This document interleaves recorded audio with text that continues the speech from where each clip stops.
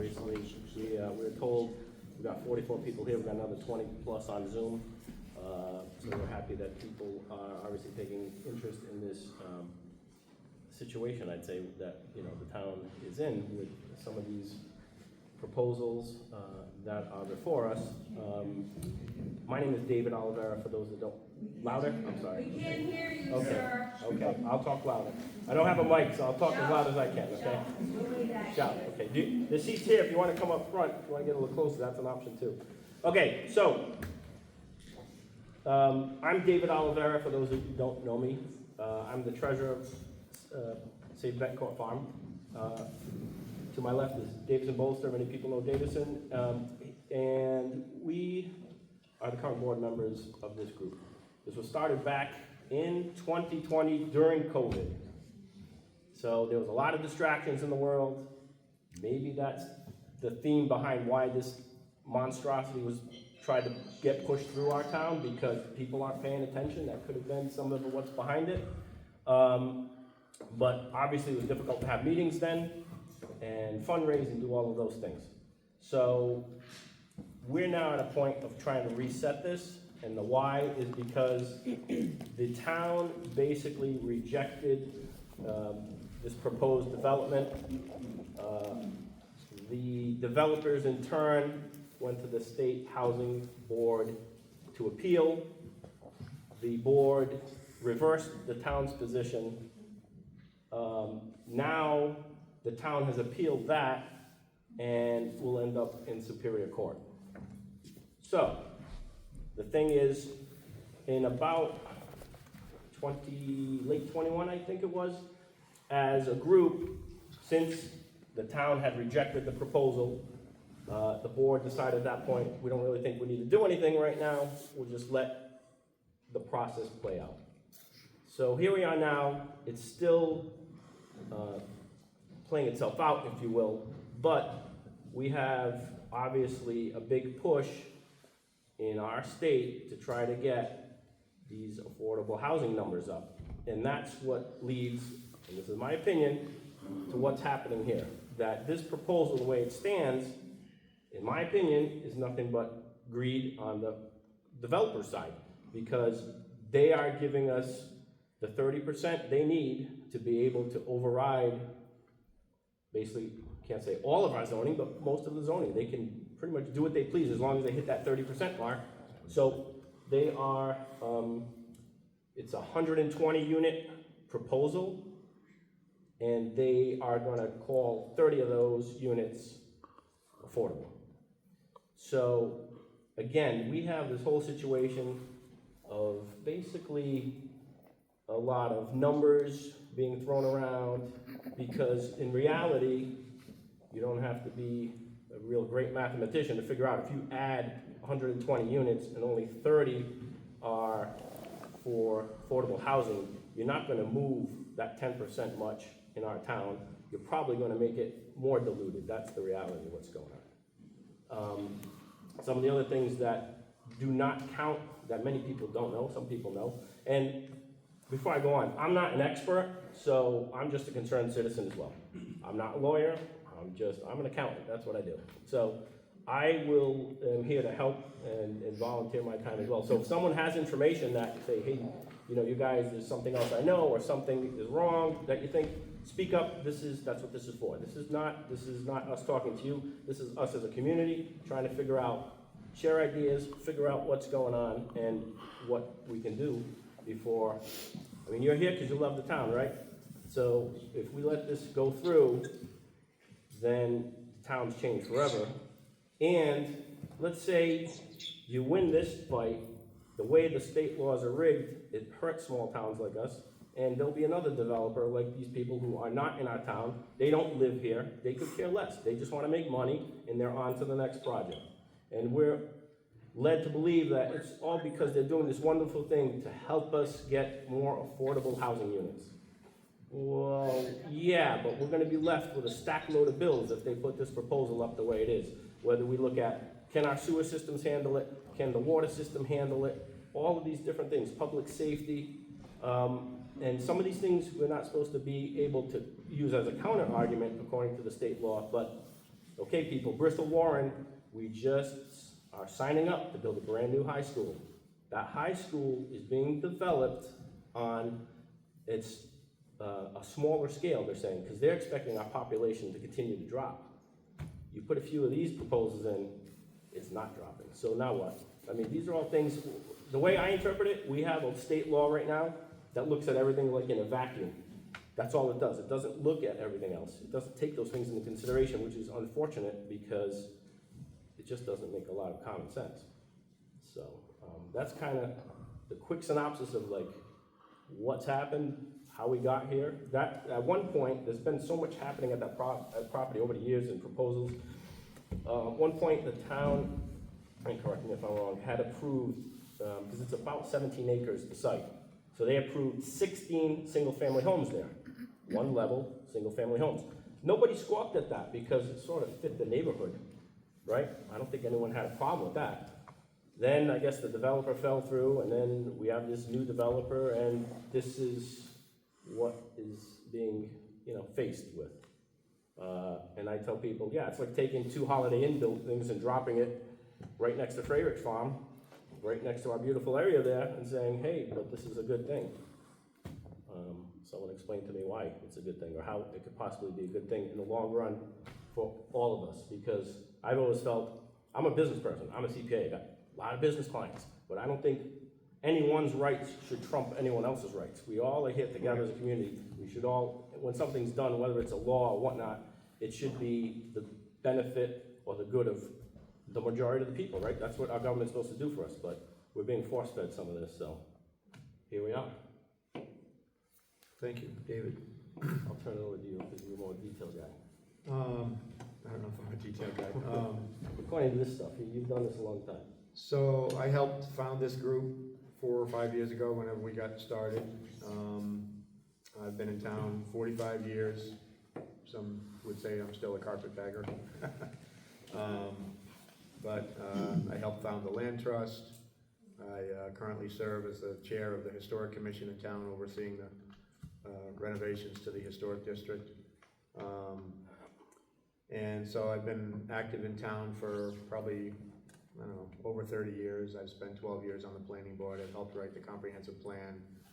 I've been involved in a lot of issues in town, advocacy for saving our historic resources and our natural resources. I drew this map that you guys can take as a free of the existing conditions there, and which could potentially change now that the reservoir is no longer a reservoir.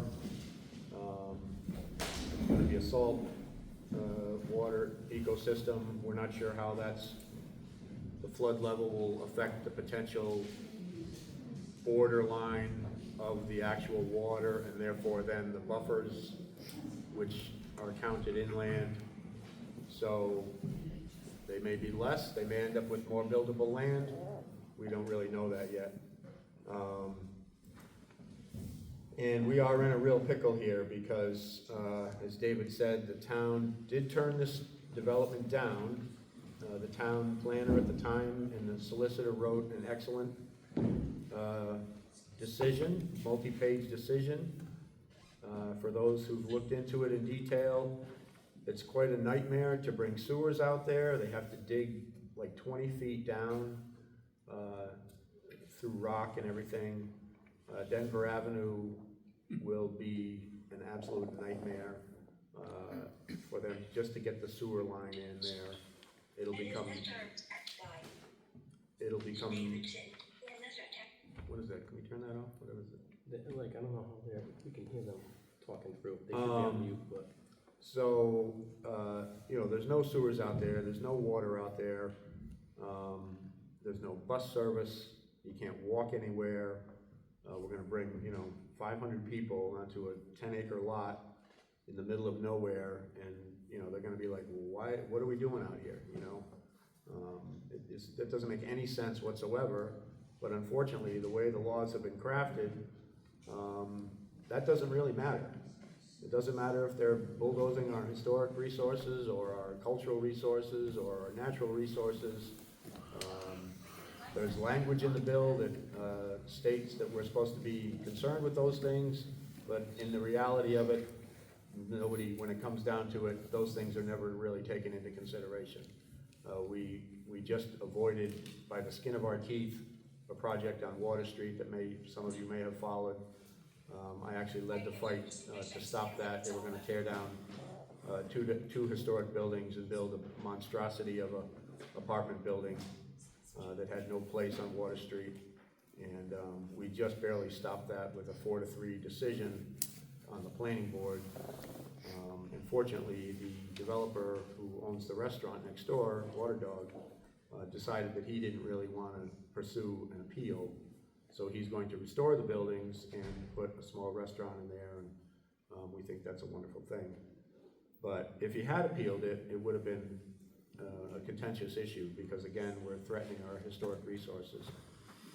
But like I said, it's the natural resources and cultural resources of this town, which many of us have fought decades and lifetimes to preserve, are under really grave threat with this law. And as of January 1st, a whole new batch of laws were passed, because the State House is actually very developer friendly right now, as they pretty much always have been. And they make it even tougher for these towns to do anything about these proposals. And there's actually another wave of bills that's going to come forward that's going to be even more, make it even harder for towns to fight these things. And, you know, I want to make one thing perfectly clear right up front. People are not necessarily opposed to affordable housing. We're not necessarily opposed to development.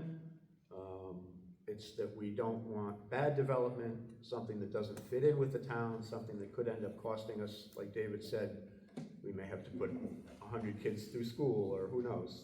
We don't know what the real cost of this would be to the town. That's not part of a developer's proposal, that they run the numbers of what it's going to cost the town. So that's really not anybody's concern except ours, and we're going to be stuck with that. The developer will be long gone, and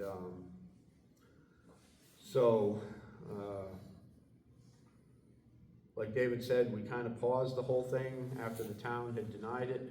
It went into the state courts and the Affordable Housing Appeals Board, which has now been disbanded, because it was developer friendly, and so it really didn't do even developers any favors, because it was basically like a rubber stamp for developers. If a town turned down a proposal, it went to this State Housing Appeals Board, they call it SHAB, and they would just say, oh no, you know, they would overturn it, but then typically a community would then appeal it to Superior Court.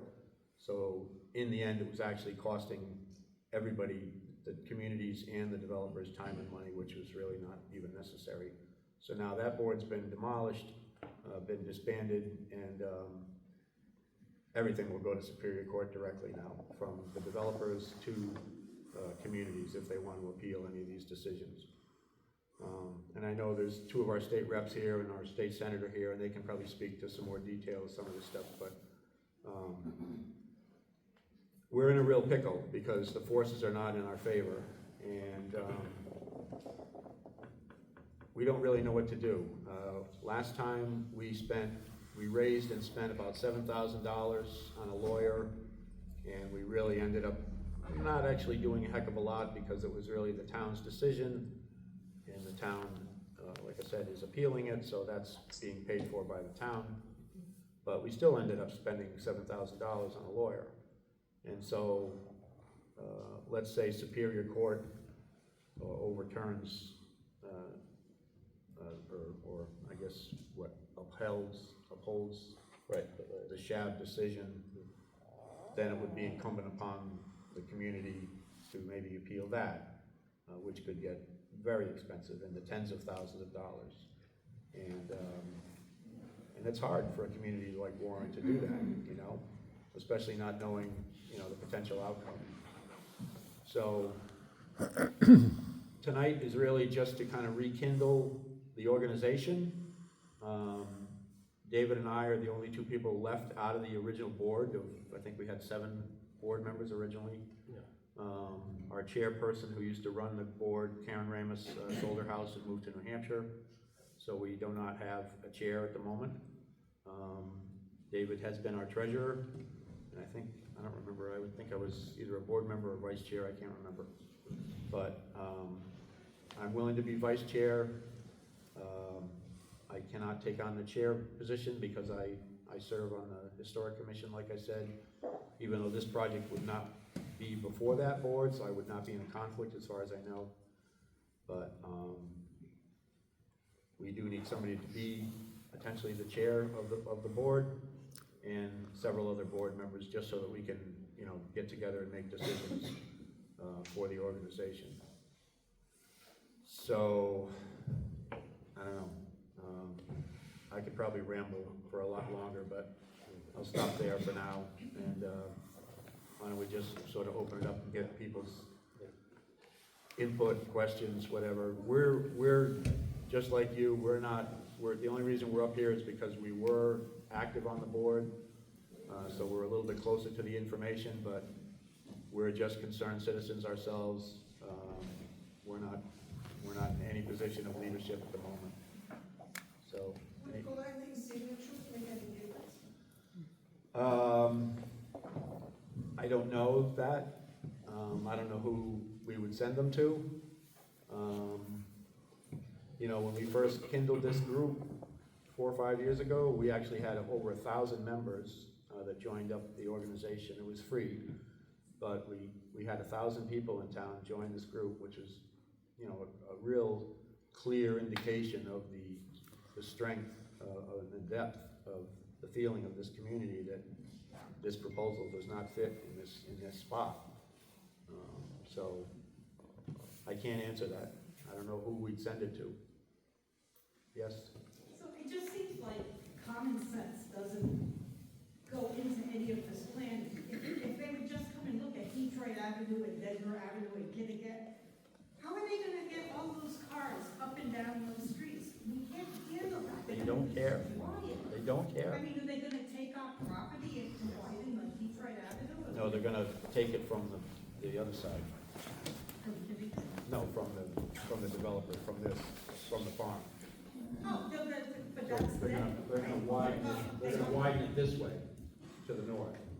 They're gonna double the width to the north. Of Denver. Yes, of Denver. Oh, what about Detroit? They have to, in order to get there, they have to take Detroit or Kittigat. They don't care. It's not part of the proposal.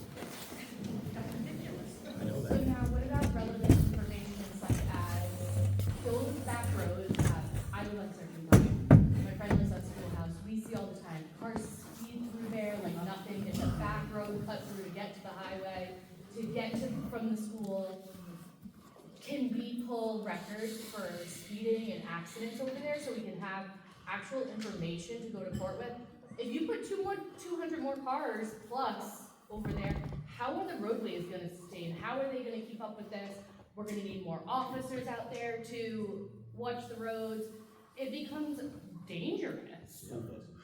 School buses, all of that. I mean, I last summer had 2 car accidents in front of my house. One was almost fatal. It happens all the time because people don't care. They're trying to get to work. They're trying to get to the highway. But now we're talking about more people trying to get to the highway to get to their jobs and whatnot. Yeah. So can That's we probably- pull those? I know that we can. That's town probably- information. That's probably good information to have and build. Hold on, and it's already at such a busy area Yep. of cut-throughs, and I know, speaking to friends that are police officers, that they have told me, they have officers on Schoolhouse and Serpentine often, and that it is a high area for tickets and whatnot. So I think if we can come with that information and say, look, this is already what's happening, how are we gonna add more people to this? I would say that anything that we can muster Yeah, is good. Wherever we end up using it, right, it's, like David said, part of this effort tonight is so that we're not behind the 8 ball. If all of a sudden we need to scramble and build a case for Superior Court or wherever it ends right. up. Even just that bridge is so narrow now. We had a tractor trailer truck wedged on the bridge a month ago. The sidewalks, they don't have sidewalks. There's no There's a sidewalks. school, the kids are gonna have to walk to the Kickapoo school, right from that monstrous building that's gonna be there. You would guess there's gonna be kids, because it's affordable housing, there's gonna be young couples, lots of kids.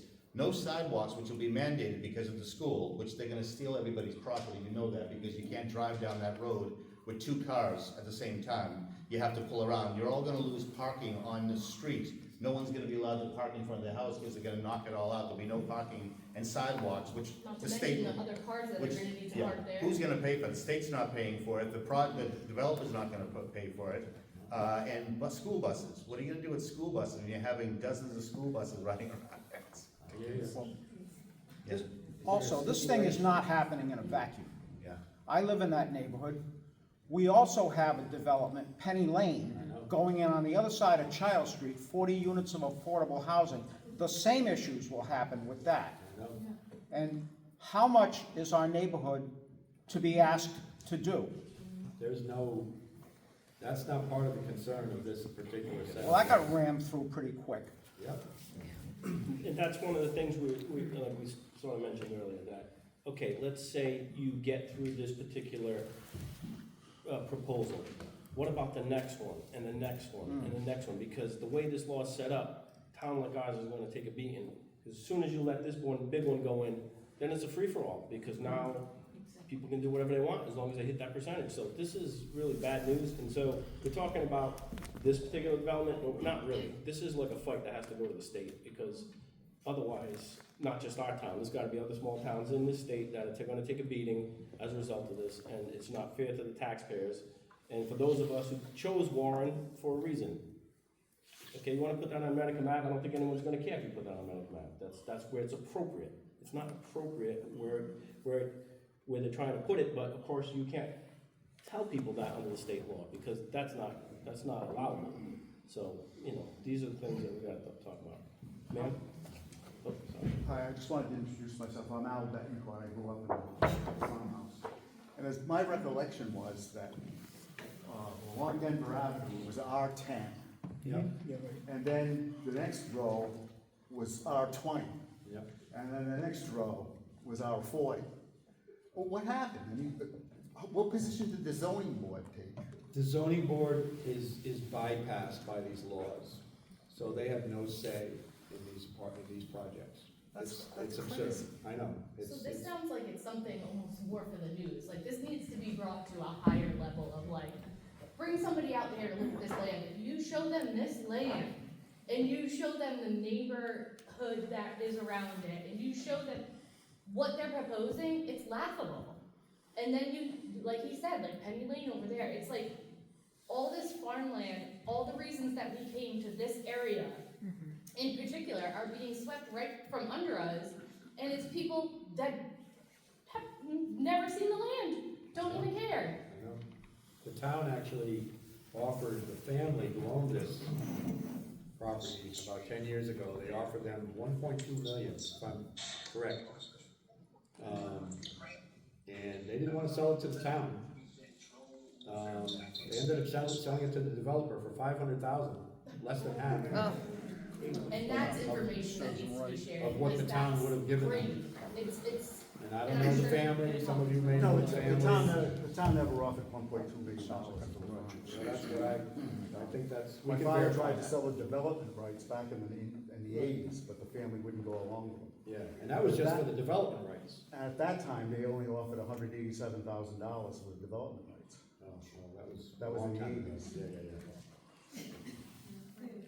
Yes. The comprehensive plan, the town's comprehensive development, A little louder. do we know if that's at its 10-year mark, so it's supposed to be? Yeah, it's mostly redrafted, there's gonna be public hearing soon on the new draft, that has to be submitted to the state. And we've actually been submitting, drafts of the different sections so that they can get a first look at it to give us their feedback. How does So, the, as far as I know, it's online, you can read all the new drafts on the town's, website. how does the project line up It doesn't. with what's in? Because that's the only thing I saw when I was reading the new laws, that supposed to, in order for it to be able to Right. be passed, it's supposed to fall within whatever the town's comprehensive development lays out for that land, It doesn't. regardless of, it's not. This is like in a green belt. So, if it doesn't, is that a standing point to fight for it? Would the town- We'll find out when this goes to court. No, what I'm asking is that the town's responsibility to say, it doesn't comply? Yes, well, that was part of the decision, that was part of the justification that the town used to deny it in the first place, 4 years ago. Which got overturned by SHAB, and now the town appealed that to the Superior Court. And so that's where it sits right now. And we don't know how long that'll take. It could be quick, it could be long, but we don't wanna be behind the 8 ball if something, you know.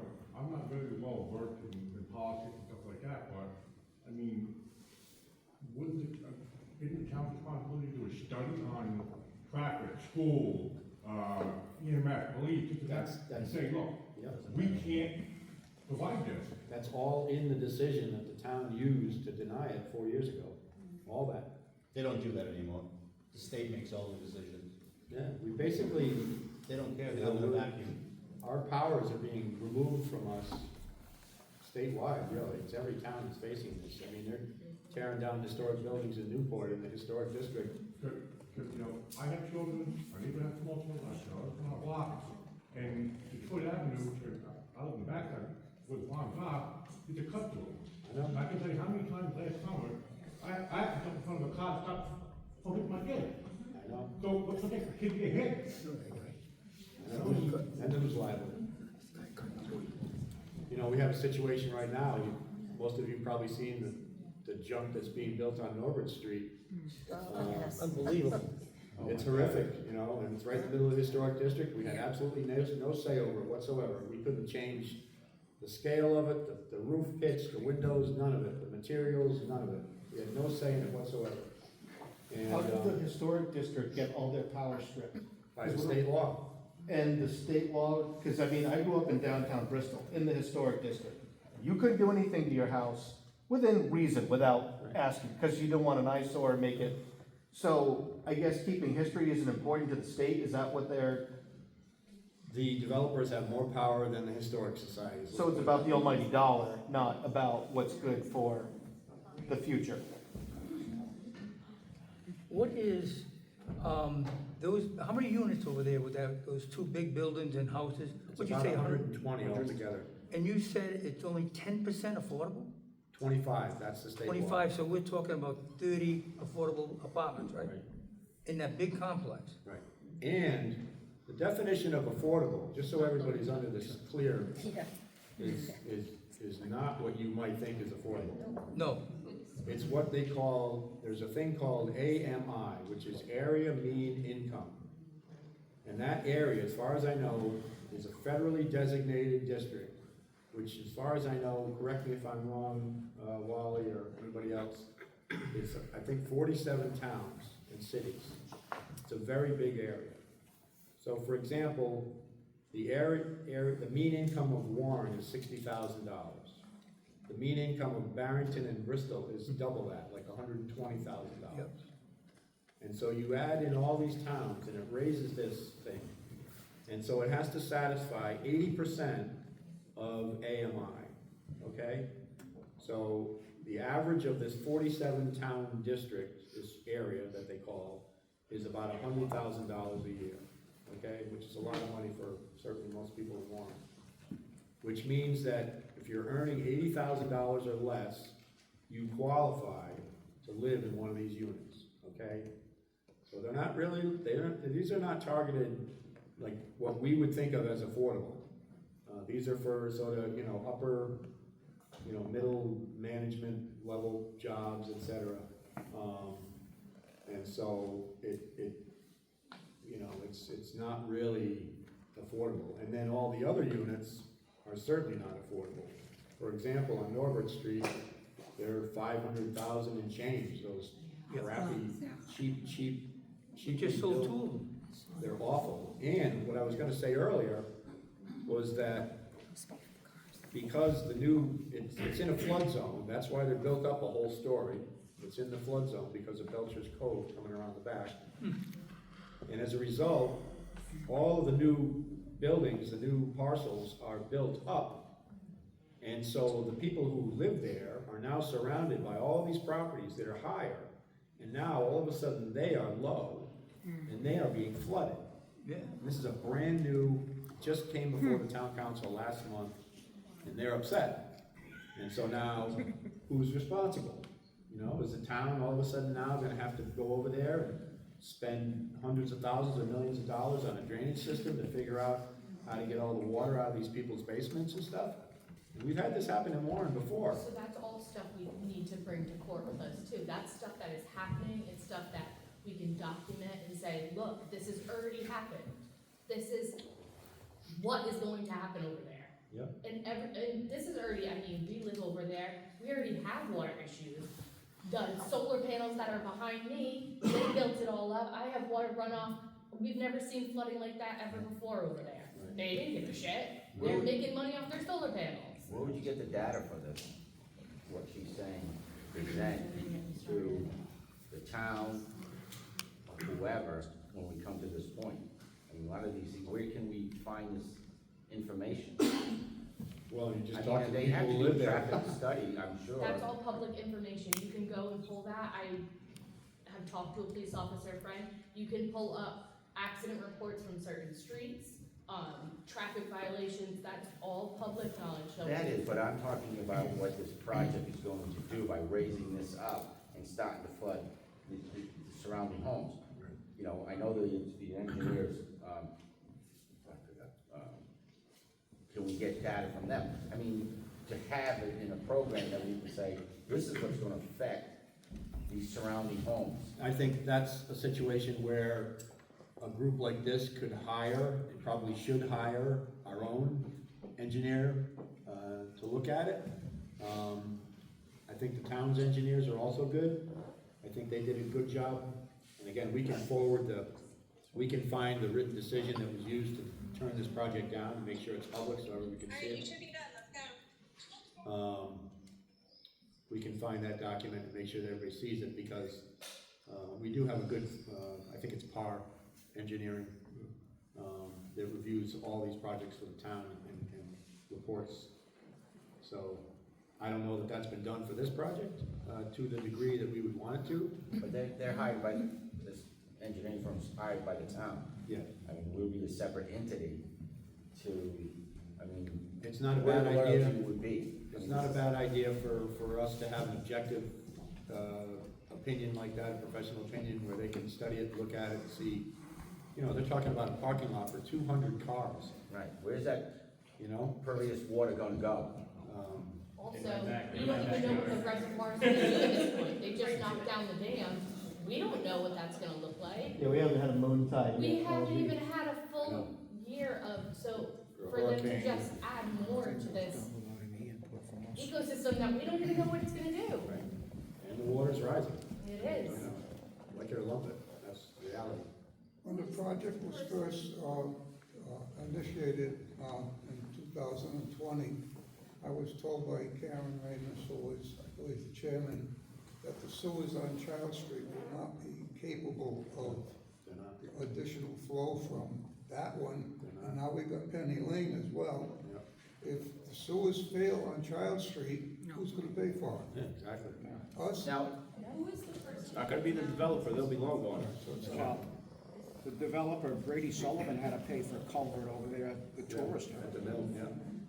Yeah, they paid for a pump station, they paid for the whole line down Water Street. for the developer, Like these guys. Yeah, to be able to build it. Be able to build it. That was part of the condition of building that.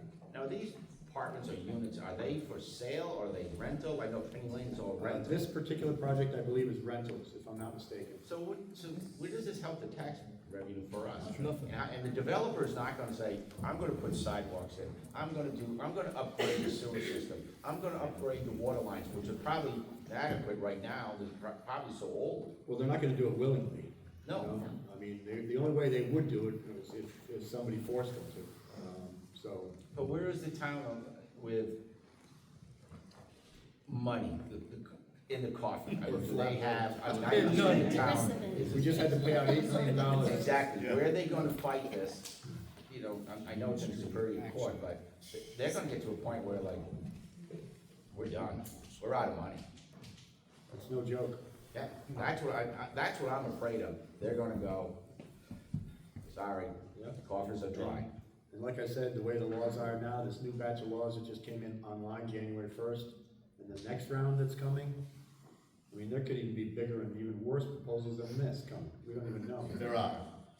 Developers, you know, right now, there's national developers, there's international developers. There's Chinese developers on Aquidneck Island. I mean, a firm from Ohio just bought 4 buildings, contiguous buildings on Main Street. You know, Tavares Hotel and the next 3 buildings, they bought all 4 of them from this company from Ohio. Somebody has a truck in front of a driveway outside. The license is R commercial 1DW695. Can you please move your trucker? Thank you. You mentioned that state officials are present. Could they give their opinion on what's Sure, going on? I mean, I don't know if any of you guys wanna come up or say anything, add to where we're at here. Can I ask you a question first? My understanding is, I'm June Speakman, I represent half of Warren, half of Bristol. You are? I'm Jason Knight, I have half of Warren, including this half, and half of Barrington. And everybody knows who that is. I represent the town of Warren, part of Bristol, and maybe 60–70% of Tiverton. So, Davison, you said that the town has appealed it to Superior Court. Where did you see that? What I saw is it was a remand. I got it from Tony DeSisto today, I got the number, there's the filing number. Thank you, appreciate that. So it's important, I think, to understand that the comprehensive permit law, that is the vehicle by which this project goes forward, is old, dates back from the 90s. It was put in place, as part of the initial thrust for affordable housing, and it does. It provides a fast track for any developer who wants to come along and build something, right, for profit. As long as it includes some quantity of affordable housing. The overall goal of the statute was to get each town up to about 10% of affordable housing. So the package of laws that were passed last year, as it affects the comprehensive, comprehensive permit laws, it did change it a little bit. It provided some density bonuses, but I think one of the biggest changes that helps you, that we're not talking about because it's a little in the weeds, is it got rid of that SHAB board. The Housing Appeals Board wasn't really, I mean, in my opinion, you know, it wasn't a court of law. It was a collection of housing advocates and developers who got together and said, you know, do we like this project or not? Never mind what the local planning board said. That's out the window. Now, if the planning board makes a decision and the applicant wants to appeal a denial or something like that, it's going straight to Superior Court with a judge. And in the comprehensive permit law, there are positive findings that a planning board has, in order to allow a project to go forward, they have to make specific and positive findings based on facts presented to them about whether, in like 5 key areas. And one of them, I think, that really applies to Bettencourt is, does this project mix with the surrounding area, right? I think there's a real leg to stand on, in a way that maybe Penny Lane doesn't, right? Because Penny Lane is, you know, a rectangle of fields surrounded by houses. But Bettencourt Farm is different. It's wide open space. There's a beautiful river running through that you don't know what's gonna happen because it's changing, because the dams are getting pulled. There's all kinds of reasons why you could tackle, from a lawyer point of view, this Bettencourt Farm project, and I think that that's an angle that you guys will have plenty of ammunition for. You said there's 5 there's 5. Can you speak on those? They're somewhat complicated. It's Okay. like, one is, how's the town doing on its comprehensive plan, right? That includes an affordable housing piece. Warren's comprehensive plan is wicked old. It's from 2004, and there may be a new one in the works, but it's in the works. So the plan that's in effect now is no good as far as the law is concerned. It needs to be updated. There's sewage and basic health and sanitary concerns in there. There's fitting in with the neighborhood character and a couple others. You can all read it yourself if you wanted to. I know it's a little in the weeds, but if you want the number, when you go on the General Assembly's website, the statute is 42, 45, 45, 42, 42, you do it. really 4245-3, I think. no, you're close though. 45, 53, 3. Actually, no, I take it back. Sorry, 45, 53, 4. And I think it's worth everyone taking a peek at that. If you Google Rhode Island general law and look at that, you can see the findings that the planning board has to make to approve a project and the findings that a planning board has to make to deny a project. And I think, like I said, just come back around. I think you have a better leg to stand on because the SHAB is out of the picture now. When this developer comes back around to drop these two giant houses, these two giant buildings and a bunch of little houses and the roads and all the stuff that goes with it in the middle of Bettencourt Farm.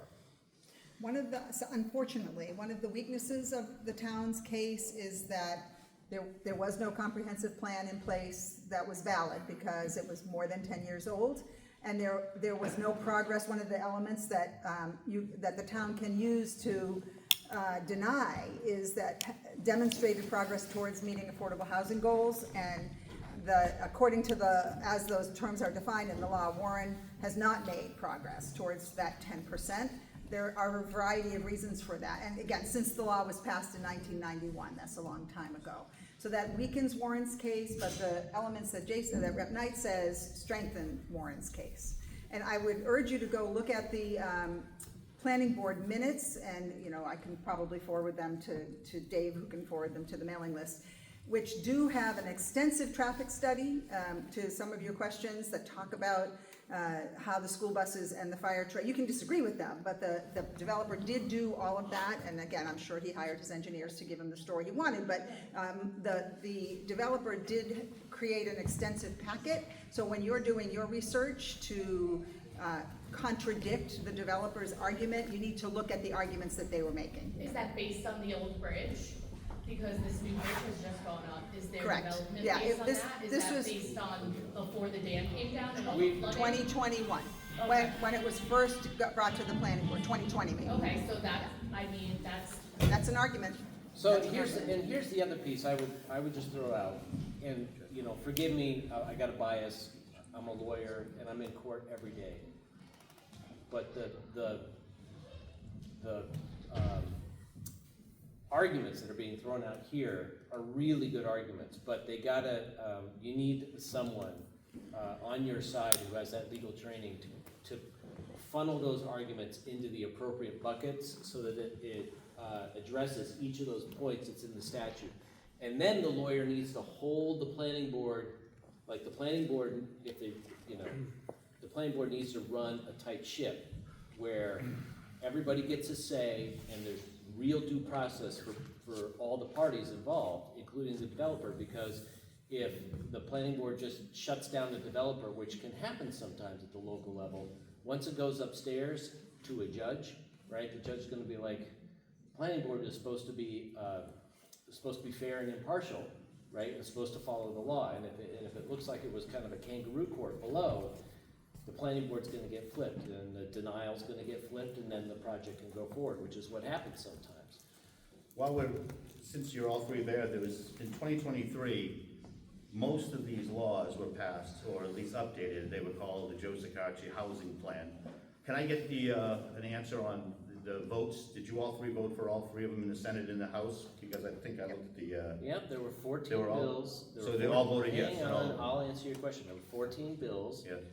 Including building in a little bit of a density bonus with the comp permit and getting rid of the SHAB, and I voted for them, including the ADU bill, which would allow in-law apartments to be built onto existing structures like granny flats and that sort of thing. But that law, that's one law of the, there were 14, 13 actually became law. one didn't, which is this ADU bill. The Senate shut that down. And I voted for all of them and sponsored or co-sponsored most of them.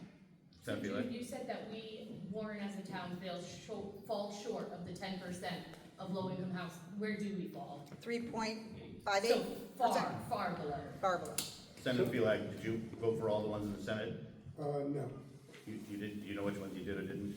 Because I'm looking at the I did The not vote, I comprehensive did not plan. vote for any of the House bills. Okay. Because unfortunately, I had a choking and an AFib incident where I was rushed to the hospital. So I didn't vote on any of the It House. happened on that night? Yeah, Happened Yeah. on that yeah, night. all the bills came out in one particular night. I did vote against the comprehensive plan one because of the fact that the town of Warren had not had their comprehensive plan. 1033A in the Senate, you mean, the I one for have the no comprehensive? idea what the number is. But the reason why I say that is because it says that the town has to update their comprehensive plan every 10 years now. And it also says if comprehensive plan has not been updated for 12 years, a municipality cannot deny an application based on inconsistency with the plan. So, Because the plan's old. well, we understand that, but no one in this room works on that comprehensive plan. So it's our politicians who are responsible. Planning board. What? The No, planning board. they're our politicians, they're still our They're town politicians. citizen volunteers at the Right, planning right, board. but if they hadn't kept up with it, these are the people that have to deal with the consequences of it. And they can bypass just about any rule because it hadn't been updated in 12 years. That's what that, you luckily didn't, vote for it, I mean, unfortunately for what happened, but, it It's seems not only one any person. rule, it's not any rule. Look, if there's no sewage, you can't put a Cannot building deny an up. application If there's based no on water, inconsistent with the you plan. can't put a building up. Right. Right? The You point can't- is, and I would encourage everyone, I mean, the point is that these local boards, the zoning board, the planning board, all the local boards that do the task of running a town are super important. And it's, you know, Oh, they denied the plan for this place, I'm not blaming them, I'm saying that these rules come as a tidal wave from the state, basically taking away all the autonomy of the locals, towns, and the cities to basically have a say in where they live. I It's just- disagree with you. And I would Well- challenge you, once we got out if we put the Okay. bills out on the table and compared them to what existed before, Mhm. you would see that the changes that were made are designed to streamline and speed up, but the town still retain control to make substantive decisions in what happens in their towns. But there's, Sounds like we don't have any control in this situation. well, because That's not true. that's not true. The comp permit, this is what I'm saying. 1,000 years ago in the 90s, the state said, we want to fast track these projects. And that's the laws that exist today. It's effectively the same law today as it was in the 90s. Towns have the ammunition to keep up with that, to control their own development. But they don't have the ammunition because you've got the town planning board that they deny it, and the developers go to the state and say, we're gonna put in 30% of low-income housing.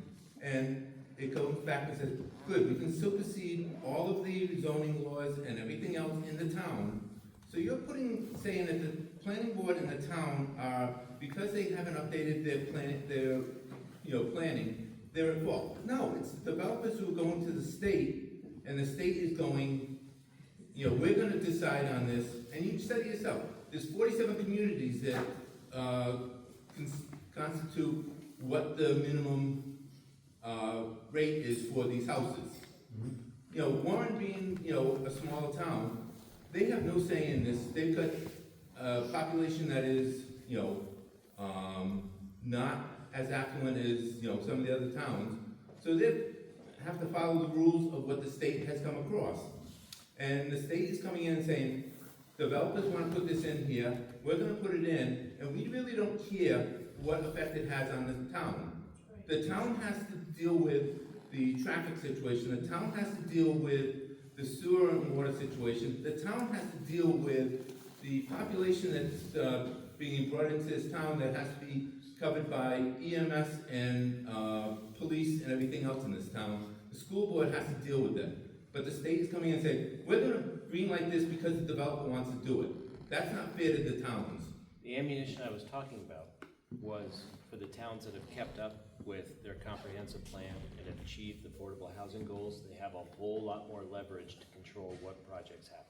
How do they find out about these things? 100% affordable housing, why don't we say that to the So, developer? Well, and I'll say this, just last Penny thing, you know, lane. we tried last year, while we put in the bill, and we put in the bill in the House, to change how we count affordable housing to include rentals, right? Because affordable housing nowadays, and you'll correct me if I screw this up, it's units that are deeded to that AMI, right? They have to be deeded for like 30 years. I mean, that's a big pill to swallow, right?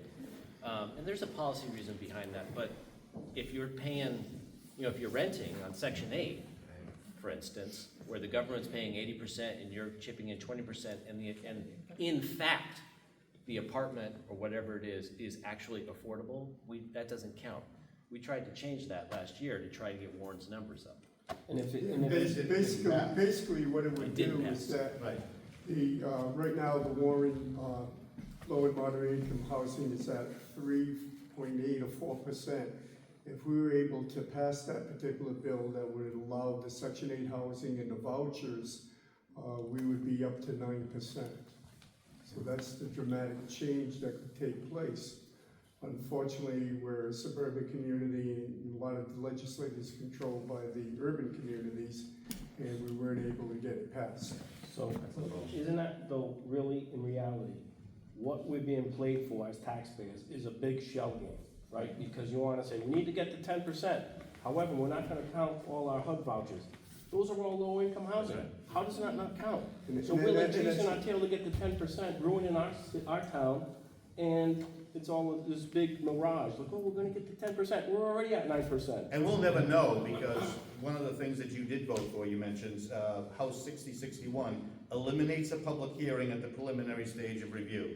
So the town can't know what's going on unless they work or know a developer that's planning on building a building, so what's the bill says? There's still a public hearing It now. says eliminates a public hearing at the preliminary stage, And there's plan one- stage, where you would introduce all these things that may dissuade someone from building in an area that may not be suitable.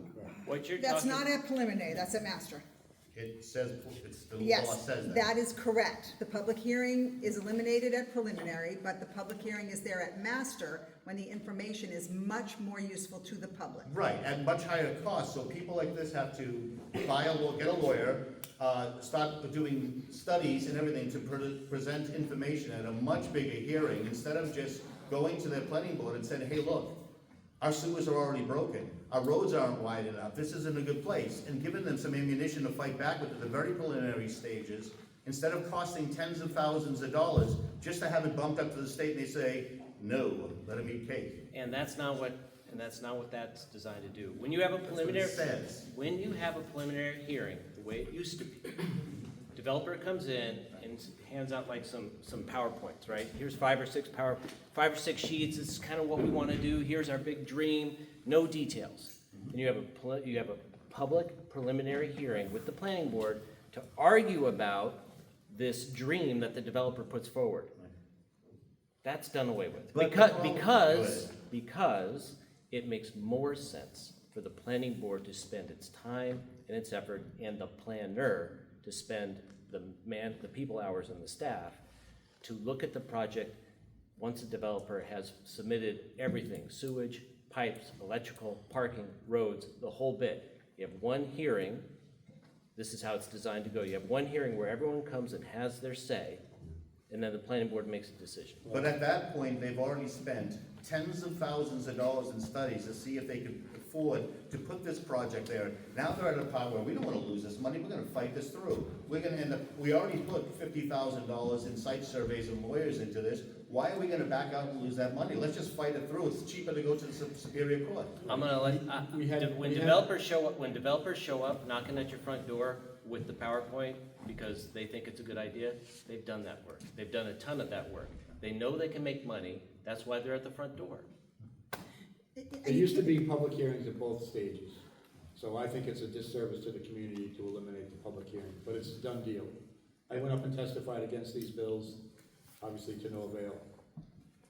I wanted to say that the law was originally passed, like they said, this was a dream child of whoever back in the 90s or whatever. It was originally passed only for nonprofit organizations to build these projects. And that was a big key component of it. And they were supposed to be 100% affordable housing, even though we may disagree with the definition of affordable housing.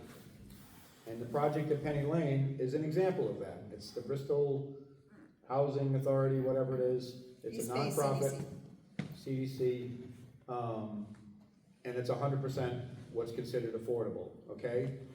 What happened after however many years, 5, 10 years of the law, once it was originally passed, was that they realized that the nonprofits in Rhode Island didn't have the ability to scale up, to build the developments necessary to accommodate the demand and need that was out there.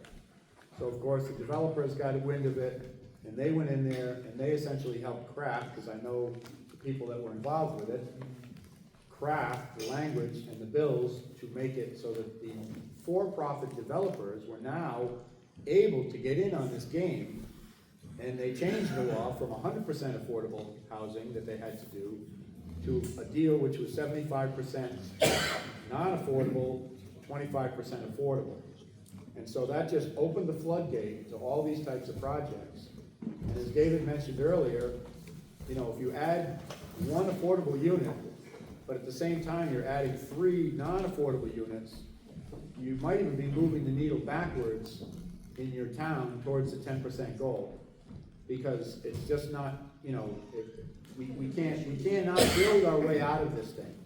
Warren, in order for us to achieve 10% affordable housing, the way it's currently defined, we would probably have to build like 1,000 units. It's an absolute insane formula that exists now. And the nonprofits are still a very small component of this. They're still allowed to do it, but they are a very small component of this. I think personally they should have enabled the nonprofits in the state to be able to build these developments at 100% affordable units. And they should have never allowed the private developers to get involved in this thing. It's been a floodgate that got opened, and it's a can of worms that I don't know we'll ever be able to close, because they are one of the largest, most powerful lobbies in the state, Rhode Island Builders Association. So we're in a real pickle here. The largest lobbyer is Representative Sakaji. Anyway, Yes. The other thing I'll mention, because we've had some discussion about planning boards, and in fact, you know, these are volunteers in our community. Right now, there are 3 openings on the 7-member planning board. So if you or anybody you know who has the passion and at least enough of the expertise to get involved and want to serve on this town board, we have 3 openings right now. And I want to put that out there because, you know, you need the passion to drive you. It's not easy work, but it's meaningful work. I spent 12 years on the planning board, and, you know, I'll give you one example. When the Polish church was torn down for one of these affordable housing units, right in the language it said we were supposed to protect our historic and cultural resources. Well, guess what? The town lawyer that we had at the time was terrified that we were going to get sued. He said, "Oh, no, you can't look at that. You can't read that. You can't act on that." And so the board voted 8-1. That was back when the board was 9 members. And you're looking at the person who was the one. And I was the only person to vote against that law because I was reading the language of the law. It said we are supposed to take our historic resources into consideration on these projects. And that historic church and the rectory that was next door and the huge beech tree in the middle was all leveled for those cheap apartments that are over there. So that was an early one in town. It's relatively tastefully designed, so it really didn't cause much of a ruckus. But like I said, these are going to get bigger and worse because the money is so big out there. Developers have scads of money. We're in a real pickle here. Questions from the virtual group? Sorry? Virtual group's waiting to ask some questions. Okay. They can't hear you. They can't hear me. They can hear you. Can't hear you up here. On Zoom. What do you have a question? The virtual group is asking, has some questions. I'm on Zoom, so they can't hear me, but they can hear you if you invite questions. Oh, you're saying, does anybody on Zoom want to ask a question? Yes, there Oh, is. okay. Does anybody on Zoom want to ask a question? Sure. I'm Rick Mann over on okay? And from my way of thinking, the conservation board should get a hold of the property and use it for conservation purposes. Then we don't have to go through this shit.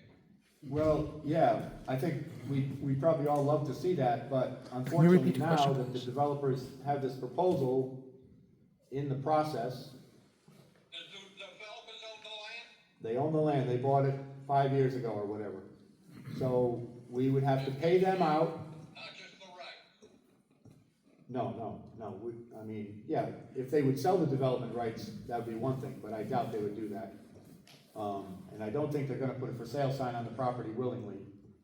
So if the town was to act in a manner of, trying to take it by eminent domain, which is basically what would have to happen, it would not be cheap, especially at real estate prices the way they are today, because they would take into account the potential of the development, of the potential of their profits and so forth. So it would be a lot more than $500,000. There's no potential there right now. Well, That's not how it's valued. we don't know that because the court hasn't ruled on it. Any other questions? Yeah, what are they gonna do with the traffic on Kitty Does anybody have a lawyer that wants to? We know that. I suggest everybody living on Kitty park their cars on the street. This is the It's town, one-lane road. sorry, the town is appealing the decision on your behalf. The town has an attorney that will. Why doesn't the town keep us informed? Well, that's another. We're from the state. That's We're here to another- help. Speaking of here to help, if, I'm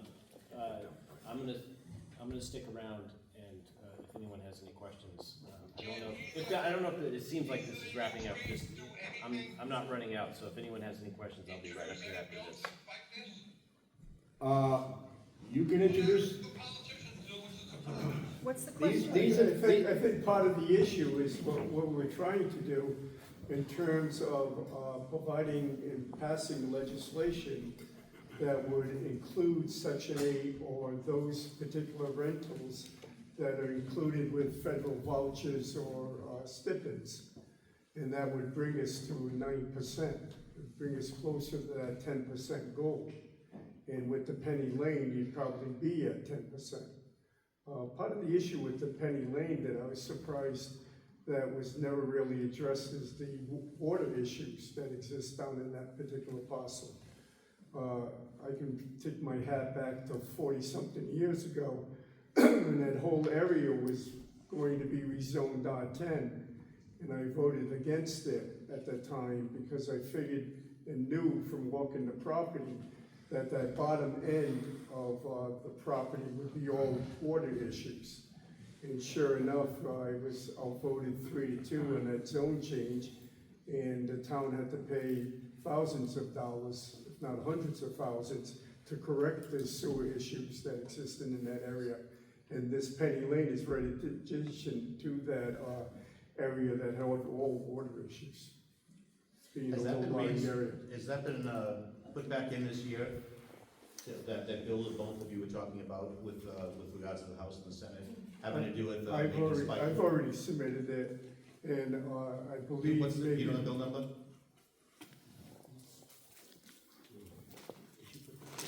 The problem with counting Section 8 vouchers towards your 10% is that the voucher belongs to the tenant, not to the apartment. So if the tenant leaves that apartment and goes and rents in Bristol, you're down a unit again, right? So it becomes a complicated math problem to figure out exactly how many units. But a lot would have to move before a Well, percentage. oh, I understand that, but if you're living in a house using a Section 8 voucher and your landlord decides to sell the house and for $1 million and make it into 3 high-end apartments, now you've lost 3 Section 8 apartments and you have 3 high-end apartments. So it's just, I'm not opposed to the concept, and I have a bill that will have other mechanisms for counting units to get Warren and other communities closer to the 10%. But the Section 8 is tricky because, again, it belongs to the person and not to the unit. And the landlord can end the relationship, and it becomes the Representative opposite. Knight, did you put in a bill in the House for that last year? Did you put it back in this year? Or is it the same bill you're talking about? I have not, so we put in the bill last year to count the Section 8, that went nowhere. And I understand that there's a potential for a bill that's coming forward that tries to achieve the same goal through a different mechanism. So I haven't put in, and I know it's not in on the House, the bill with the Section 8 thing. We're trying to do something else. I'd like to, if you get a chance, when you find out what that bill is, when it gets to the docket number, if you would let that. The bill number is S 2089. 2089? 2089, and the bill that put in last year was S 317. And that's the Senate bill. It was And 2003. The reason I say, And there's a lot more help than you would believe around this state to help push through those things. You know, we're not the only town that has this problem. I hear you. And so there's a lot of people that would help and even push, and it wouldn't be a political or partisan thing either. Trust me, a lot of people in a lot of towns want to see that go through, to stop pushing this never-ending 10% that keeps changing. Oh, you can't include this there. Well, we got enough things. Well, Build RI wants to put some more houses in, or some other builder wants to put some houses in. Let's just knock that out, 3% out. Oh, we won't count these anymore. And that's always going to be a rolling number. If you have something that locks that number, and as long as they reach that number, it stops the floodgates. So I think it's a nonpartisan issue. It's an issue that you could get support across the entire state, and I'd even help that make it. So if I could just give you my pitch, this may not be popular in this room, but you may or may not know that housing is one of the areas that I work on in the House, and I chair a commission that looks at housing affordability. And what I know for sure is that there are not enough rental or home ownership units for working class folks in this state. So we have to build them somewhere. We should build them carefully and mindfully, taking into account water, sewer, and traffic, and all of the things that you talk about. But Rhode Island is probably 27 or 30,000 units short for working class folks. Taylor Swift can take care of herself. We don't need to build any more McMansions for her. But for people who earn $80,000 and below, there aren't enough places to live. My guess is you know people who are couch surfing or have moved in with their parents, and so there is a real housing crisis in the state. The 10% doesn't really solve that crisis, right? It creates static in the community. So we do need to find ways to get housing built, Why right? not give more incentives to homeowners who have I agree. housing? I'm sorry. We have people that have housing, I mean, obviously Yeah. give some incentive to those people. I understand. Instead of building And that's new places yes. that just take away. Yeah, I agree with you, and we're working on that. These two folks over here have been waiting for a long time. Sorry to cut you off. Go ahead. I understand the voucher system, it's hard to track those because it belongs to the person, but are we tracking individual rentals? So say the one apartment in the two-family home. Yeah. Is there a census of those rentals that gets updated every couple of years to factor into those numbers? That's called naturally occurring affordable housing, NOAA, right? Yeah. And what that means though is that you're going into a home and you're asking the landlord and the tenant questions about their finances, which is tricky. When people are receiving public benefits like Section 8, they have to give you information about their finances. If you have a Section 8 apartment, if you're a landlord, because you're receiving a public benefit, you have to. But if you're trying to count those numbers, right, for the purposes of the town, you're gonna have to go into individuals and say, so how much is your rent? And say to the tenant, and how much is your income? So that gets tricky. I agree with you, and that's something that we're working on, is to try to find a way to get people, it's a rental registry. But So that's there's two responses. The first is, all of these Section 8 vouchers are electronic, okay? The state tracks every one of them. So if one of these tenants moves, guess what? They get a new address. That's in the computer system. I'm sure anybody could write a software thing that says, oh, they moved out of town, or they moved out of that apartment, or they moved to another street. They're still in town, so it still counts toward 10%. Or they moved to Exeter, and it doesn't count towards Warren's 10%, now it counts towards Exeter's. That's not a difficult challenge. Those numbers exist everywhere. Almost Right. anything that asks you, any information that comes to your house, from a credit card to census, asks Exactly. you, do you own or you rent? So those databases are available, and they're government databases. And the other thing, the other catch-all is every 10 years we do a census. That's right. And they ask what you pay in rent, okay? So, you know, We just had one. people don't lie on the census, oh, I'm gonna dodge the, I'm paying, I'm not gonna tell them what I really pay in rent. Nobody cares, it's a census, I don't think they asked that, I think it's really, will you rent or buy? I mean, you own, so. Well, they used to ask that. Be anyway. careful what you wish for when the government comes and asks. Sorry, one second, you had a question, sir? Oh, that was the same question? Okay. No, so on top of that, now, I know some people are talking about the news and all of that. As someone who used to work in the news, what I would caution is that we really need to be mindful of being educated on the things that Mr. Knight was talking about, the criteria, the 5 criteria, and hang our hat on things like that, in order to get anyone else to see our point of view. Because without that, we look like a mob who just doesn't want that field turned into housing, right? I understand the issue of affordable housing. I work in public safety in CCOM. We have countless families who live in hotels. They live in hotels, a lot of them from Rhode Island. So I get it. I want them to have a place to live that they can afford. I have no issue with that. I also want it to be done responsibly. And I know that, to what this gentleman was saying, developers have successfully managed to get into the lawmaking business to eliminate some of that responsibility in favor of profit, right? They're doing that everywhere. Yeah. Absolutely. And Rhode Island is no different. But Rhode Island is also one of the most population dense states in the country. And it's the smallest. So we're running out of places to put people. And that's just going to, the open space that's not protected by conservation is going to get eaten up. And all we can do is really just try and be on top of it. Yeah. And so I think that's just, we really have to educate ourselves before we try and gather more public support beyond Warren. Just so that when we put our best foot forward, it is our best foot, and we don't look like just hysterical people who don't want that in their backyard. I think, yes, also looking at other towns that this has happened in though, and seeing like how it has affected them, and we can take that information and use that and say, look, this is what happened here. We don't want this to happen to us. Yeah, before I moved to Warren, I lived in Barrington and I was on the town council for a long time. And during my tenure on the town council, we had 2 affordable housing, 100% affordable, built by East Bay Community Development, which is the same developer for Penny Lane. They're called Sweetbriar and Palmer Point. You can drive through them. That's what Penny Lane would look like if you go, Palmer Point's right around the corner on Solms Road. And you can see that's the kind of development that Penny Lane will look like. It's the same developer. The arguments were the same. It was in a field. It was on a farm, right? So I understand. I'm on the Environment and Natural Resources Committee. I understand the need to preserve green space and open space. I absolutely do, and those two are in opposition to each other, right? Dense housing and open space, I get that, and I appreciate what you said.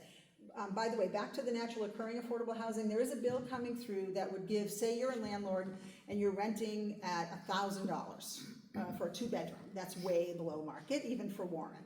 So say it's $2,000, market rate for Warren is $2,000, which is close to, I think. So this bill would give you, the property owner, the apartment owner, a tax break of $1,000. If you kept your rate at $1,000, then you'd get a $1,000 rebate on your property taxes. The trick is, the property tax is paid to the town of Warren, so we have to, the state has to work out a way to pay the town of Warren back that $1,000, and there's an act for that, there's a proposal for that. So that's one of the ideas that's on the table to try to preserve those naturally occurring affordable units. That's Rep. Morales' bill, and the sponsor is Coleman, I think, on the Senate side. So we're trying, it's hard problem. You have a question? Yes. I guess, just looking at this whole thing, it's only a matter of common sense. I think everybody in this room would have to agree the monstrosities they wanna install there with 200 and something parking, there's no way it can be supported. There is no way. I mean, we need to get the state down there and say, hey, this is what's going on. We have a planning board, so what's the point of a planning board if we say, okay, we allow X, Y, and Z, we can do these variances, and the state just says, no. It's not the state. The law has been there since the 90s. You have a developer who comes to the board and says, I wish to do this. The law absolutely greases the skid for the developer. But if somebody comes in with a cogent argument that says, per the law, you can't do X, Y, and Z because it doesn't match the criteria that's in the statute, then you have a fighting chance. You just have to, you can't, people can't come in and just say, you know, look, it's just common sense, it's not gonna work. You have to craft the argument, marshal the facts, funnel it through the law, and do it in a sort of lawyerly fashion, a legal fashion, so that the planning board has one vision, one set of facts in hand that they think is important, the developer's on the other side, and then they make a decision. And if the person who's coming forward to say, don't do the development, has a good argument on at least one of those 5 criteria, then whatever if the planning board says, we're gonna grant it, when you actually get to a judge, right? And not this shab thing that we used to do. When you actually get to a judge and you have the best argument, you're gonna win. Well, we're gonna find that out because the planning board did turn down this project. And they wrote an excellent decision, it's multi-pages, again, we'll make sure that that's available so everybody can read it. And now that SHAB doesn't exist anymore, this will be a real test case to see if it gets turned down on its actual merits. It's already gone through SHAB though, right, Davison? Yes, it got overturned by SHAB, Right. which was no surprise because it was stacked with developers, so, at least developer-friendly folks. So now it's gonna go before a Superior Court judge, and we're gonna test all these words back here. We're gonna test all these words to see if the water and the sewer and the environment and all these other traffic and so forth issues are enough to turn one of these projects down. And, this is Rhode Island. I wouldn't wanna put money on it, but It we'll is see. the attorney for the town that will be making the case in Superior Court, am I right? Well, we have a very excellent attorney, Good. and he helped craft the denial in the first place, along with the very good town planner that we had. So again, we're gonna find out, where the rubber meets the road on this case, whenever it gets before the Superior Court judge. When did that hearing? It's not scheduled yet. It's not, he just filed, but I think it's important to know too, that in reading the minutes of the SHAB decision, which remanded this case, so SHAB makes a decision, SHAB said, you need to give the developer more opportunity to be heard at the planning board. And I guess the town appealed that decision, says, no, the issue's dead, we want it to stay dead, we'll go to a judge, so that we can get the judge to keep it dead. The reason why the SHAB sent it back is because the developer was not given a full and fair opportunity to present everything they wanted to present. And the board got tired, the board got impatient. They have great findings of fact. Bob Rulli, I think, from all reports, I haven't read it, but in talking to people, Bob Rulli apparently did an excellent job nailing down all the things that need to be nailed down to deny the project. You still have to give the other side the airtime to put their case up. And the planning board did not do that. They shut them down. And that's why the SHAB was like, what are you guys doing? In the macro of all this, and you keep talking about affordable housing, one thing I wanted to ask, when does it end?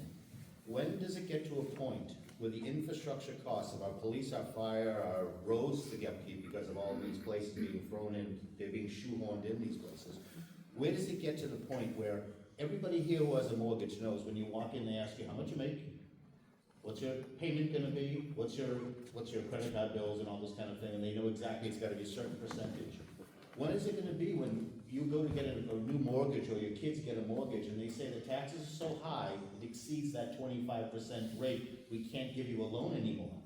So by pushing the infrastructure so hard in a small town and shoehorning all these places in there, basically having to rebuild the whole town in places like Warren. Tiverton's the same thing. We got the same problem over there.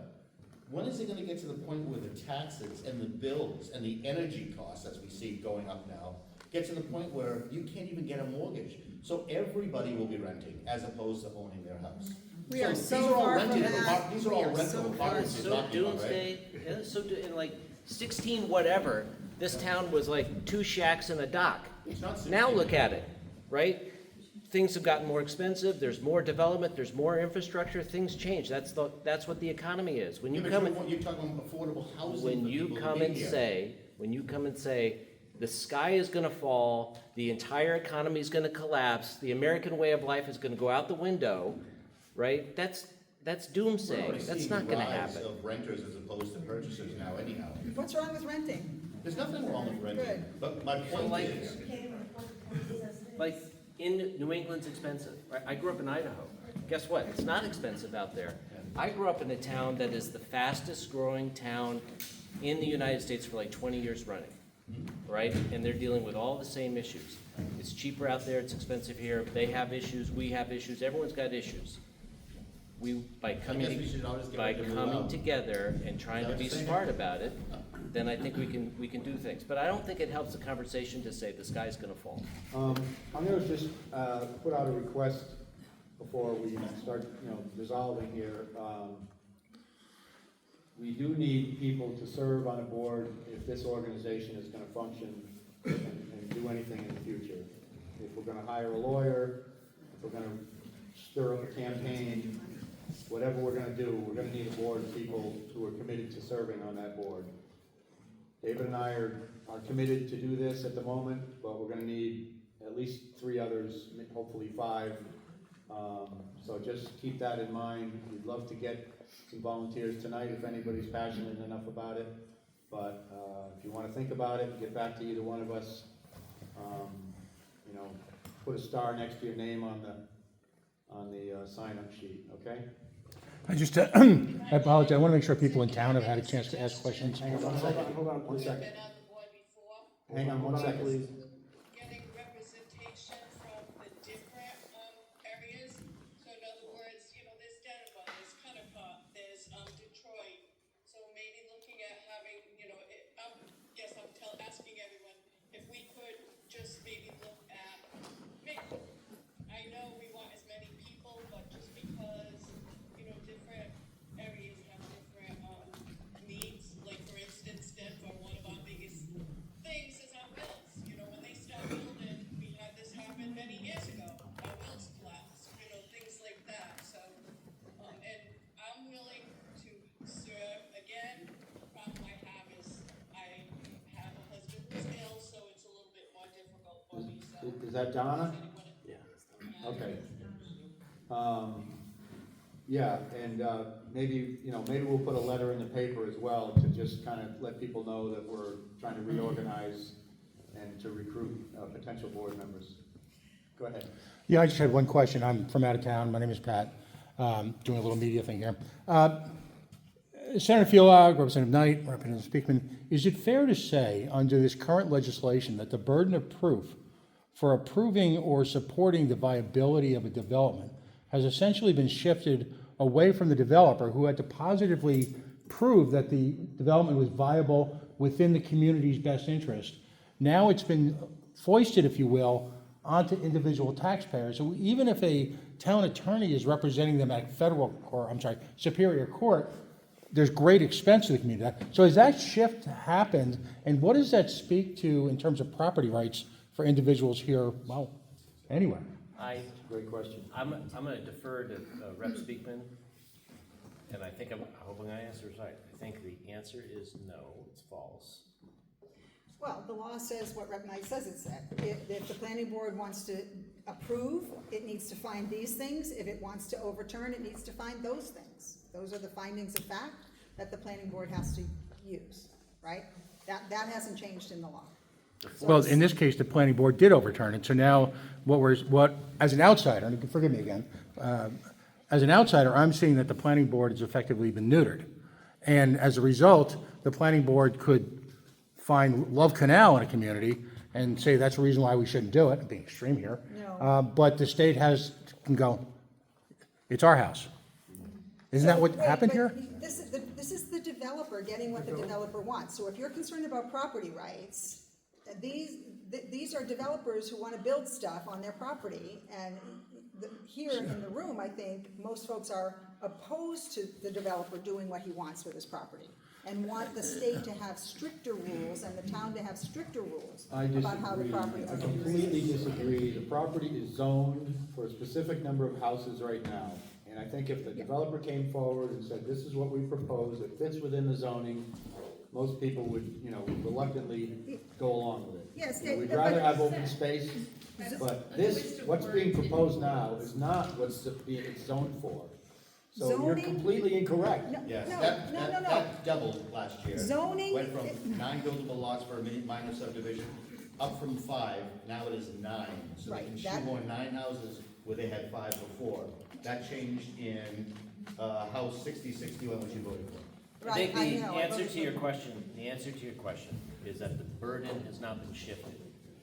All those bills were designed to streamline, right, and get things done faster. Yeah. With the idea that if something's gonna go forward, if something's gonna happen, we go from paper to shovels in the ground faster. And why is that necessarily in the best interest of the community? It's not. Not at all. Because the General Assembly decided as a body that the overall interest of Rhode Islanders is we need more roofs because So- we have so people, should we then- have people who can't. I'm being extreme here. Should we just then abolish towns and make this all one big Rhode Island? I mean, because that's effectively what you're saying. I mean, I understand, my personal beliefs are I'm not I get the let people, have property rights to the extreme. But ultimately, as a nation, as a state and a community, it's been decided that people have an interest in the overall outlook and the overall future of the town. That's why the state mandates these community plans, right? I mean, so if that's just a sop that you're throwing to people and that you've ultimately taken away their power, when I say the power is shifted to burden of proof, now individual taxpayers are going to have to, in addition to paying burdensome property taxes, in addition to paying for a bridge that's collapsing, are now going to have to find the money privately to generate any sort of additional litigation, which will then, and I don't spend as much time in the court as you do, but I film in court, to a judge who may or may not have any acquaintances with the issues. We know what can happen, which is anything can happen, as lawyers like to say in court, because then you're just basing it on one individual having the power and taking away the self-determination of this community. And this community seems to be speaking with a degree of unanimity that I, as someone who travels the state, I don't often see, so. Go back to your own community then. I'm sorry, can you? Easy does it. Just to follow up on my. Wait a minute, don't we follow up with him? According to your view as the state having control, I live in Rhode Island, so therefore I should have as much control. You don't live in Warren, sir. Neither does Mr. Myers. Neither of you. I have the, but by your. You dominated this entire conversation. I came here to learn about this development, not about your own opinions. Okay, so no one's opinions here, they have, according to your theory, the state rules over everything, so therefore, I live in the state. And I apologize, by the way, that's why I purposely waited till the end. I work in press 7 days a week, and I just wanted to ask a couple questions. He only spoke at the end of the meeting, he certainly hasn't dominated the committee. And we won't tolerate raised voices, we'll ask you to leave if you do it again, all right? So please don't raise your voices to anybody in the room, thank you. I believe there's another issue that has been brought up, property values of the neighbors around that development. I can guarantee you, they're gonna go down. Property value is not in the statute. Difficulty selling your house There's no with evidence. that across the street from you. So I think your property values will go down. I've looked at that. I don't see evidence of that in terms of the larger lots with the single-family homes that are neighbors to denser developments. I don't see that. I'm sure there are studies that demonstrate it, but the research that I've done does not show that impact. It makes sense. I understand what you're saying. Not against a 4-story, 200, 120 Even the unit visual, just development. the traffic. It's gonna kill I bring my it. children to ride their bikes over there, next to their grandmother's house, because it's slow.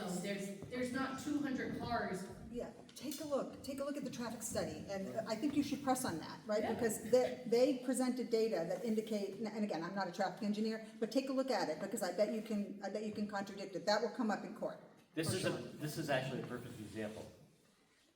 Let's assume that you're right, and the property values of the neighboring, this thing's built and the property values go down. Property value is not a piece of the statute. So if you walk into the planning board and say property values, as sympathetic as they might be, legally, they're not supposed to consider it when making the decision, because it's not in the law. That? They will look at you, you can all have a different reason, viable, very important reason. If the judge is gonna care about 5 things, that's it. If it doesn't address one of these 5 things, it doesn't matter. It has to address one of these 5 things for it to even get considered to overturn. So all of these things are important, but you gotta focus on those 5 things. Speaking of those 5 things, one of the things that we can control is the comprehensive plan. Do we know what the status of that is right now? As far as I know, it's like 100% drafted. Like I said, you can go on the town's website. There's a section, I believe, called Plans and Documents, and you'll see the various sections. I think there's 7 sections of the plan, and I believe all of them have been posted, and they are just the drafts. They will be coming shortly to public hearing in Warren. I've been involved in several of them already, and they have been sent to the state just for preliminary review to get some initial feedback, and then once the town has completed its formal draft, they will submit the whole thing for final approval from the state. So as far as I know, you can go online and read it, and so it should be passed pretty shortly, assuming there's no major hiccups. But unfortunately, I'm not a lawyer, but I don't think that can be used as an argument because it was done after this. Yeah, that may not be pertinent to this particular project because of the applications already been in. I'm also gonna tell you one other thing. Based on these new laws that have taken effect as of January 1st, and this hasn't been brought up yet, there is the possibility, especially since the town has appealed this decision, that the developer will withdraw this application and reapply under the new laws, which are more lenient for the developer and provide more incentives, and so he could have an even denser development and have an even faster track to get it through. And he may not want to wait out the Superior Court process that the town has now initiated.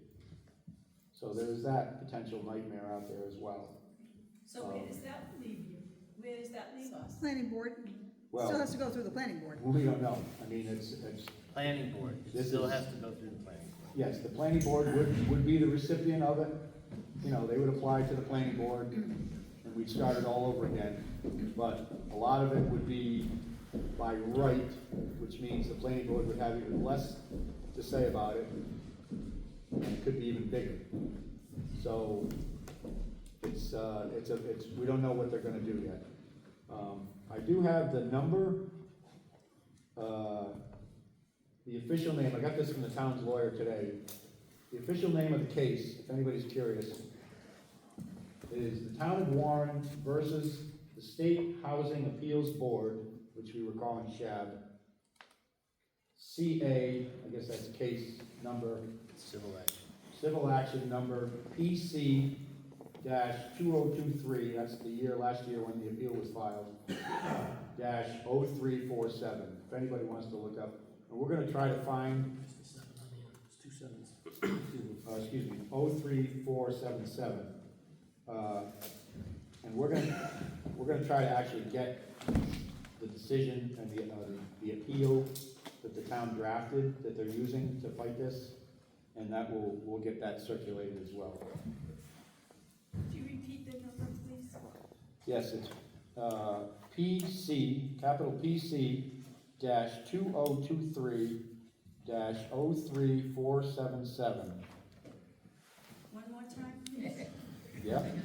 Capital P, capital C, -2023-03477. And it's called the Town of Warren versus the State Housing Appeals Board. So I haven't read it yet. So I Think don't know what's Providence County, 2023, the 3477. Thank you. I have a question. I'm on Zoom. Yes. I wasn't able to attend. I do reside in Warren. Yeah. The man who was speaking, I feel, is very important. I feel that whoever was telling him to be quiet and to be silenced was not called for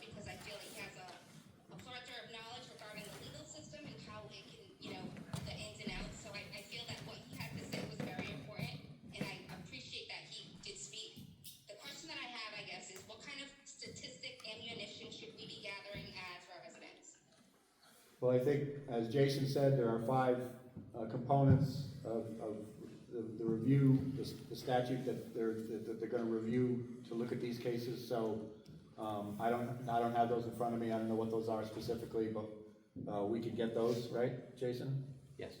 And also, if you read the complaint that the town filed, which I'm looking at right now, it really gives a nice detailed history of what has happened so far, why the town thinks they're right, and I'll bet you a lot of what you need, the roadmap is probably in this complaint, which is a public document, once you look up the case. So the town's 5 argument of those 5. Well, they got a lot of argument, they lawyered this up, it's a lot more than those 5. It's a lot, they used every bullet in the belt.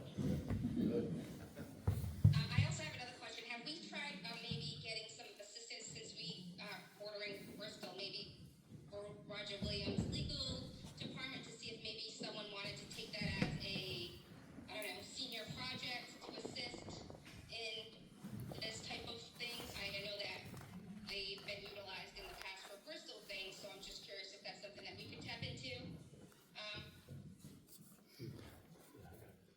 We'll try, yeah. Because in I don't reside in that area, but I plan on being involved only because I reside in Warren and I have lots of children and I care about the community that I live in and I want to see it flourish, but flourish for the right reasons. You wanna serve on the board? You wanna serve on the board? Thank you. I have 5 children. So that might be a big deterrent, but I would definitely be willing to attend meetings. I know that sometimes these meetings are very lengthy, as today. So that is just one of the issues, but I will definitely be here listening, attending as many as I can. So Okay. maybe potentially I might be. Yes, Okay. thank you.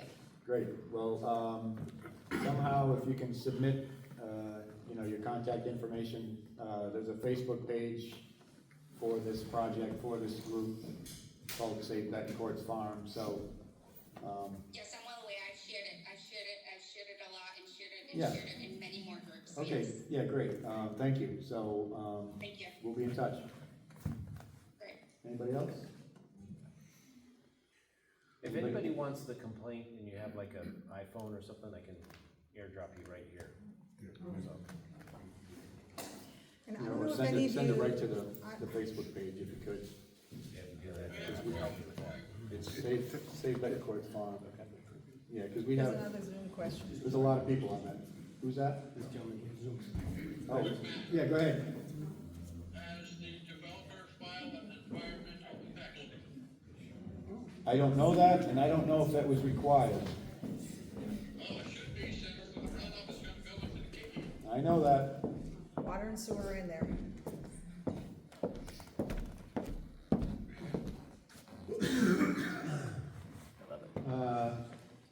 Anybody want to serve on the board? Yes, You do? Okay. Can you submit your contact information to the Facebook page? Thank you very much.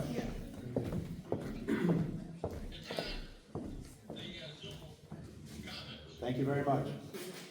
And thanks for watching. Thanks for being a part of it. Anybody else on Zoom have any questions or comments?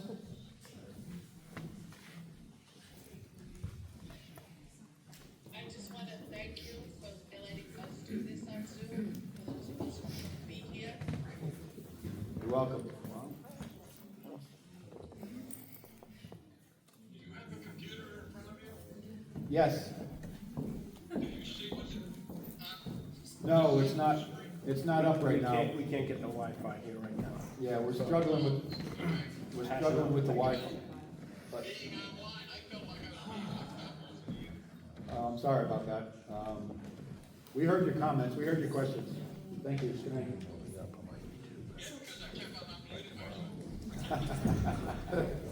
So where are we right now? Where? So we need to, so as I said earlier, David and I feel that we need to organize and just be in a position so that if we need to do something, we're not behind the 8 ball. So It's in Superior Court, the town has filed an official appeal. It could take months, it could take years. we don't know, but we don't wanna find out the hard way, that all of a sudden we need to do something, and then we're not organized, and we don't have money, and, you know, we don't have a lawyer on board, or whatever. So we're trying to preempt it, but because we can't let this happen. That was crazy.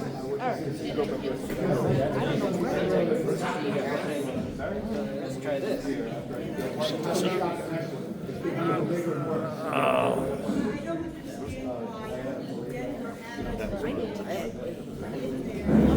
How are you? How you doing?